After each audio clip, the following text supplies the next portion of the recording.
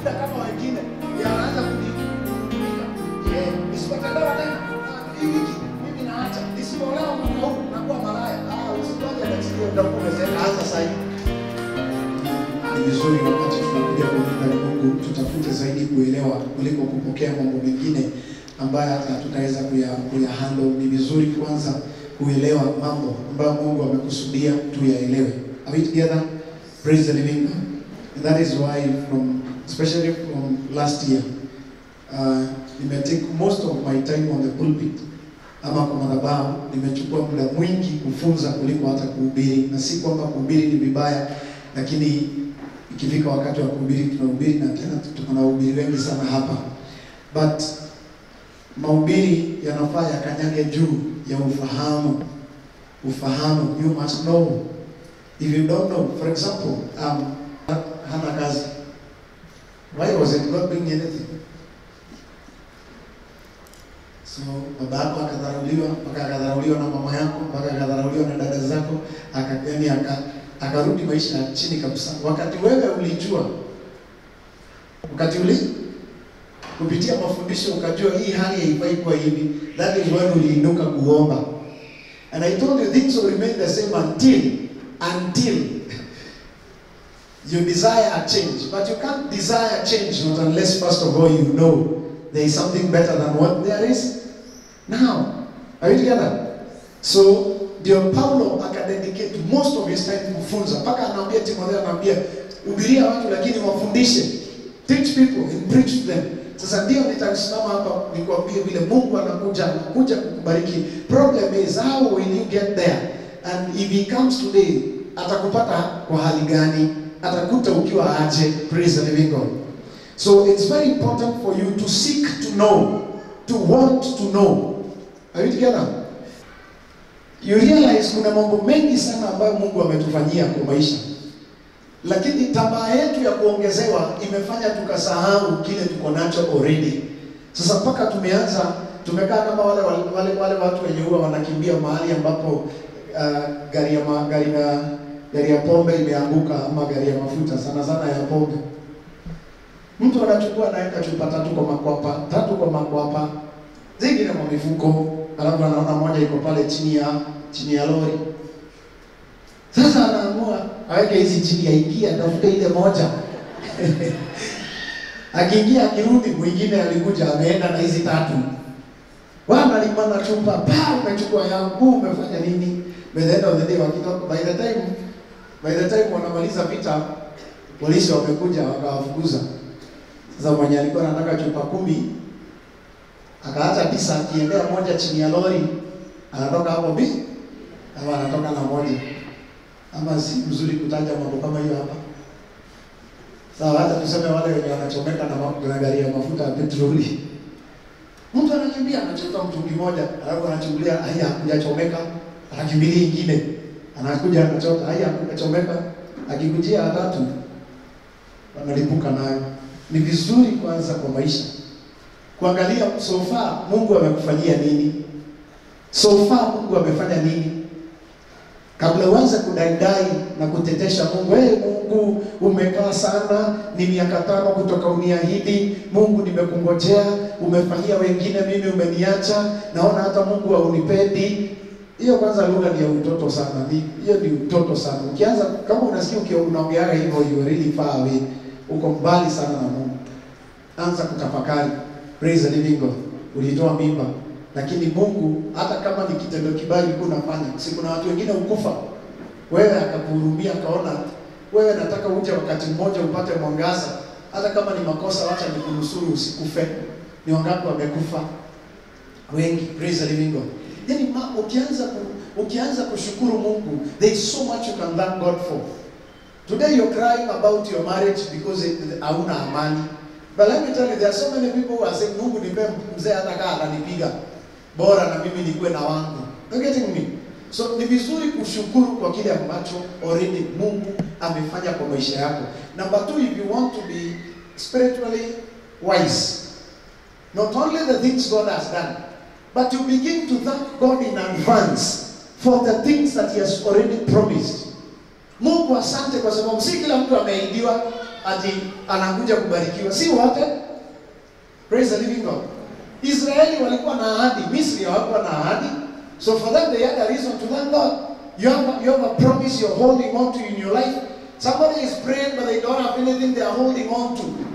Mungu ameacha shughuli, akakuja kukuongelesha, akakupatia jambo ambalo limekupea mwelekeo kwa maisha. Praise the living God. Hallelujah. So when God speaks to you, be it in a dream, be it in a vision, be it through a prophecy, be it through the word of God, when you have a promise of God you can hold on to. Hakuna kituo kinaelekeza mtu kama ahadi ya Mungu. Now you know what you're fighting for. Are we together? Kwa hivyo ukiahidiwa na Mungu unajua, Mungu asante, naanza kukushukuru. Mungu asante kwa gari ambayo sijaingia, lakini Mungu sababu umesema hiko, asante Mungu. Asante Mungu sababu vile umeongea nimejua nitajenga kwetu. Mungu asante kwa sababu hata kama haiko kwa ulimwengu wa mwili, naanza kuona hiyo nyumba, naiona. Naona Mungu ukifanya. Praise the living God. Are we together? And finally, I'm just brushing through. Mambo yote ya kiroho. I've spoken this more than 100 times here. Mambo yote ambayo yanatoka kwa Mungu lazima yapiganiwe. Lazima yang'ang'aniwe. They will never fall on you. You'll have to fight until you get there. I want to show you tofauti ya mambo ya utukufu na mambo ya kawaida. Kwa ni kule Red Hill. Akiwa kanisani, I think ni Baptist. Kanisa lilikuwa kidogo, haina uwezo mkubwa. Mchungaji akasimama akasema, nani hapa ambaye akasema tuko na shida ya uraino, tunahitaji kujenga uraino. Sasa ikawa hakuna mtu akona huo uwezo. Huyu mama akainua mkono akasema mimi nitajenga. Alikuwa ameweka pesa zake kwa account za kununua ploti. Sasa akaenda akachukua sehemu ya hizo pesa, akaenda kanisani akajenga uraino. Wakati alifanya hivyo, immediately kufanya hivyo, mama yake akaja akamuongeza pesa na wakaenda wakanunua ploti. Kisha akajenga kwa hiyo ploti rentals na akajenga nyumba ya kukaa. Baada ya hiyo vitu vyake vilikuja vikaisha vyote. Kitu tu akikuisha, aliniambia mwenyewe pastor, kitu tu kilibakia ndio ploti na hizo nyumba na ile investment nilifanya pale. Any other investment I did anywhere else iliisha. What is God showing us through that? Unanielewa? Jambo ambalo limetoka kwa Mungu ni la utukufu. The Bible says that the blessings of God, the blessings of God maketh rich and adds no sorrow. Sasa jambo la Mungu ni la utukufu, lazima lipiganiwe. Sababu shetani anajua likija hilo jambo la Mungu likija katika maisha ya mtu, hilo jambo shetani kulimaliza hawezi. So anajaribu kung'ang'ana na wewe usije ukalifikia, usije ukalipokea. Praise the living God. Dennis amesema kwamba na Mungu akishaongea ashafanya. Kwa hivyo ndio inaweza kuja kutimia 10 years later, but he has already done it wakati amesema. So somebody is struggling, how? Si Mungu alisema atanibariki na kazi, kwa hivyo ni miaka ijayo. Sometimes not sometimes, always when God speaks, it's a deposit in the spiritual realm. Ephesians chapter 1 verse 3. Atukuzwe Mungu Baba wa Bwana wetu Yesu Kristo, ambaye amekwisha tubariki na kila baraka katika ulimwengu wa kiroho. Are we together? So when God speaks, he has deposited what he has said in the spiritual realm.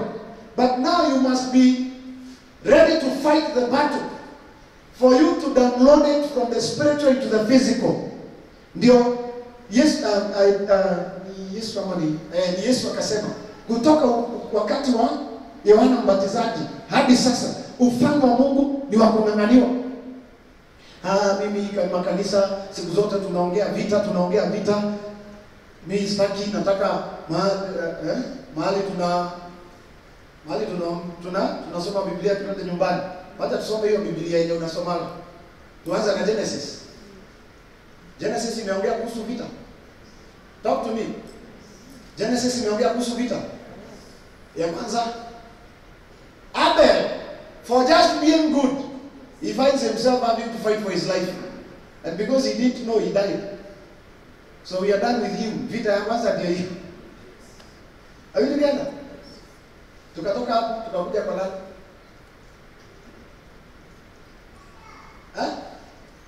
Amjui? Lamech. wakapigana sijui na nani, akaua watu. Mpaka akawa anarudi kutubu akisema sasa mimi nimeua, Mungu amenikataa. Ruka zote ukuje hata kabla ufike Abraham. Vita ni mingi. Malizana na vita ya Abraham na wafalme watano kina Kedoroma and the rest. Ukimaliza hapo ya kwenda kutetea Lutu. Biblia mzima ni vita. There is no book in the Bible, maybe one or two, but zote they will talk about warfare in a way. Kwa nini? Sababu kwa hii maisha huwezi ishi kama upigani vita ya kiroho. Not unless you want to live less than God ordained. Are you getting me? Ukitoka hapo enda Exodus, vita tupu. Mpaka Musa, the most humble man in the world. Biblia inasema hakujawahi kuwa na mtu mnyenyekevu kama Musa. But look at him, he is a man of war. Kile kinamtoa kwa Farao ni nini? Ameenda amekuta watu wengi wanapigana, ikabidi aingilie apiganie from there. Yaani vita. Hata wakati alizeeka kiwango hawezi pigana vita, anainua mikono juu. Ndio Joshua aende kupigana. Toka hapo uende kitakumbika gani from there. All those books, Exodus, Leviticus, Deuteronomy, Numbers, kuja Judges, zote vita. Joshua, vita. Are you together? Ezra, vita. Nehemiah, vita. Are you together? Praise the living God. Kitabu simple kama Esther, vita. Mordekai na kina Haman. Hallelujah. Ni gani aina? Zaburi. Zaburi sasa ndio the book of, hiyo ndio training manual ya warfare. Psalms, hiyo ndio training manual ya warfare. Kama kuna mahali ukitaka kujua kupigana vita ya kiroho, anzana na Psalms. Before ufike chapter 10 utakuwa umeshaanza kupromosha shetani mahali. Yote ni vita tupu. Are you together?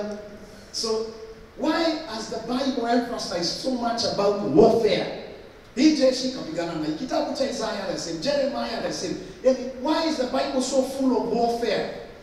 Biblia inasema katika Wathesalonike wa pili, Paulo anaandikia Wathesalonike, anawaambia nimejaribu kuja kwenu lakini shetani amenipinga, amenizuia. I've tried but the devil has hindered me. So as much as I'm trying to come, there is an opposition. So was he seeing the devil kwa barabara akitokea hivi kwa mlango anakuta shetani anarudi? No, but there was a spiritual warfare. It needed to be fought.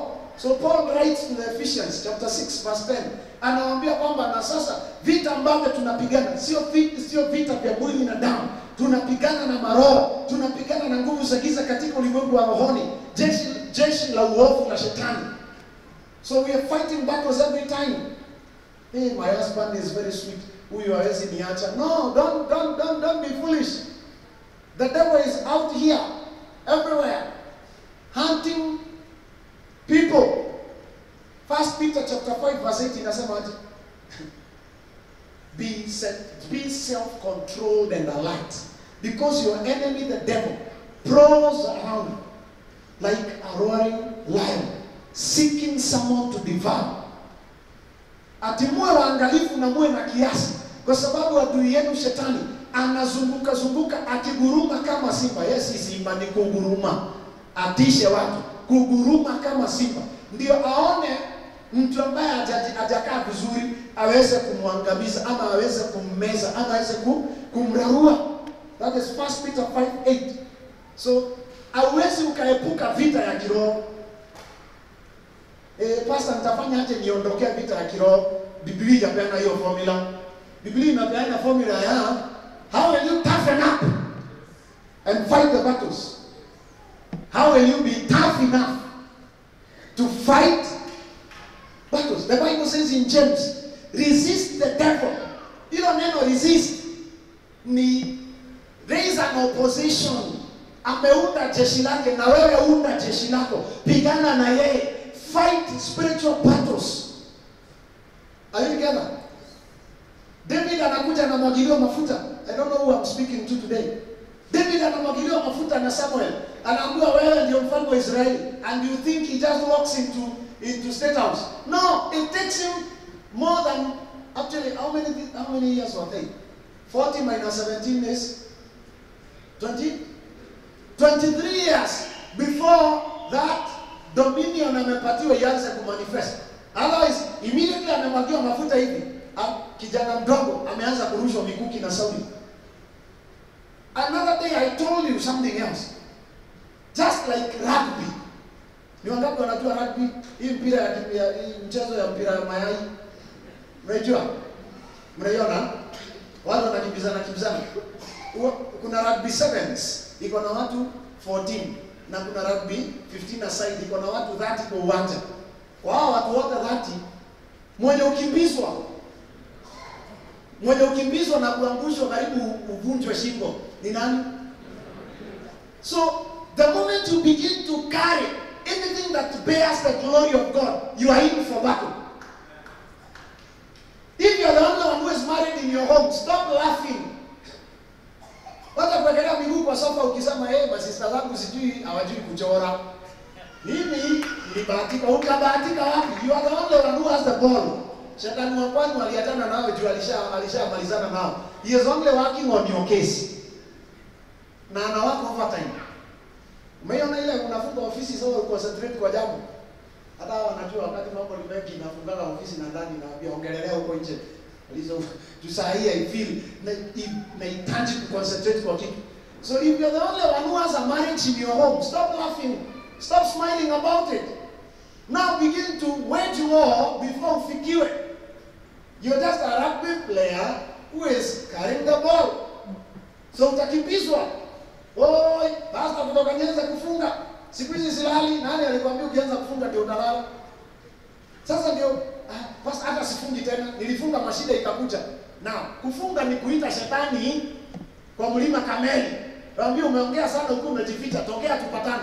Alafu mkipatana unaanza kusema kutoka nianze kukuita wewe shetani, mambo imenikaukia. Ulikuwa unamuita mambo ikauke muraruane, lakini hiyo vita ipiganwe iishe. Sijui kama umenielewa. When you get into I thank God because niko na watu wengi wa military hapa kanisani. And one of them did something that triggered my mind. Akanipigia simu akaniambia, "Pastor, mimi nimekaa sana kwa kambi. Na kuna group ambayo inaenda vita next month. Please, Pastor, niombe. Nataka kuwa kati yao."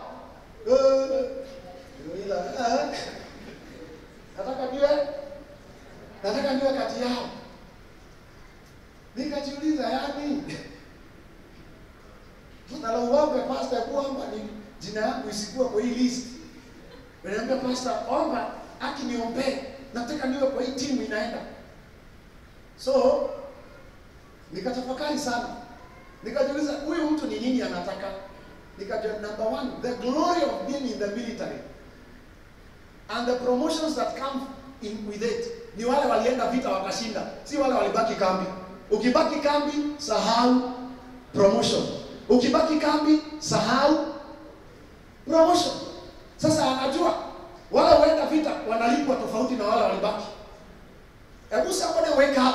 You're paid for the battles you fight, not for sitting in church. So if you've never fought a battle, what glory are you expecting? Hata mimi nimekaa wani asijaishuhudia.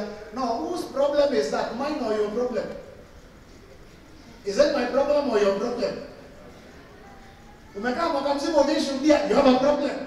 I don't have one. Why? I'm preaching, I'm teaching, I'm praying, I'm fasting, I'm doing everything a pastor should do. The others are doing the same. If somebody else is testifying on a podcast, so the problem is not where you are, it's yourself. Are you fighting battles? Because those who get testimonies, they went through a test, they overcame. So what have you overcome for you to get a testimony? Uliza mwenzako, umeshinda nini? Umeenda vita gani? Umeenda vita gani? Ni vita gani umeenda? Kwanza ukiwa na hii attitude ya kila wakati kunungunikia Mungu, utashuhudia nini? Lini? Ni pastor. Mungu asipokuja hii wiki, hata siombi tena. And you think you have shaken God somewhere. No. Sasa Mungu ndiye alikuwa anasema sasa haka nako. Badala yao ananitafuta zaidi na zaidi kwa sababu bado hajapata ushuhuda. Nimsaidie ndio ashinde apate ushuhuda kama wengine. Ndio anaanza kunungunika. Isipotendewa tena. Hii wiki mimi naacha. Nisipoolewa mwaka huu nakuwa malaya. Usingoje next year utakuwa umezeeka. Anza sasa hivi. Anza. Naelewa. Vita ndio huwa inafanya tofauti kati ya Wakristo wawili. Kama hujaijua, mwenye alishinda vita ndio Mkristo mkomavu. Mwenye hakuna vita ameenda, you just there. Hallelujah. So huyo mwanajeshi akaniambia, pastor, niombee, nataka niende hiyo vita. Na nilimwombea na alienda. Akaenda Somalia akarudi, akaenda tena akarudi. All those times anaenda, alafu pastor, nimelipwa vizuri sana. So mimi kazi yangu ni nibaki nikiomba na asikufe. Unaelewa? Lakini ameona kwamba kwa kwenda vitani, by going to the battlefield, we get glory. Tunarudi na ushindi. So you are here saying, pastor, niombe nibadilishiwe mzee. Nani? Maombi gani ibadilishwe aje? Huyo alikuwa, kulikuwa na wanaume bilioni kadhaa kwa hii dunia, ulikubali huyo. Sasa si tuombe akufe ama tuombe aende upate mwingine. No, you stop praying silly prayers. We cannot be praying like that. We only pray. Pastor, kwa wanawake wengine wote mimi niko na vita proper. Hebu niombe niweze kupigana hii vita nishinde. I will have something to tell my children. That na unajua baba yenu walikuwa nani nyinyi mnamuita daddy leo. Alikuwa kitu mbaya, but I began to fast and pray. As I was fasting and praying, akabadilika mawazo, akaacha pombe, akaacha kwenda nje, akarudi akawa mtu. Stop praying ati sasa Mungu niondolee huyu niletee mwingine. No, wewe ndio unaweza ondolewa umwache. Hallelujah. Pray the right prayers. Stop running away from battles. Pastor, hebu niombe, maadui wamekuwa wengi. Now, how will you pray wapungue? Watapungua aje? Okay. Maombi ya minus wa maadui ni gani? Pastor, ni gani ya kupunguza maadui? David says this. Wamekuwa wengi ambao wanawinda moyo wangu. Mungu, njoo unisaidie. Si Mungu njoo wapunguze. No, Mungu nisaidie, nipe nguvu ya kushinda. Are we together? Am I speaking to your heart and changing your mindset in the process? But we should always be ready for warfare. Ready for warfare. Sometimes we sit with these pastors and we, unashika tu kitu unasema Mungu hata hatujapumzika wiki moja, sasa ndio hii nyingine. So naambia yes. Especially if you want to be a servant of God. People think being a servant of God is just kuvaa suti na kuambia watu inua mikono wanainua. Unajua watu furahi sana ati niliambia watu mpaka watu wazee wainua mikono na wakainua. No, it's not about you. Serving God is fighting battles, especially fighting on behalf of people who cannot even fight for themselves. Wewe ni mizigo tu unajua unaletana.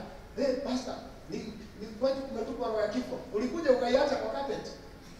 Uliacha hiyo mzigo kwa carpet. Uliwekelea kwa kiti yako umekaa. Uliachia watu. Sisi tupigane. So if you want to be a servant, no. Usidhani kazi ya Mungu ndio kuhubiri umetuhubiria. Asante sana na ubarikiwe na uongezewe na uinuliwe. Sasa hiyo uko na 5%. 95%. Pigana vita. Ya kwanza ni upigane upate ndoa na ufanye harusi. Usianguke, fanye harusi. Hiyo vita utakuwa umeshinda, mbinguni imevalidate kwamba huyu ni mtu wa vita.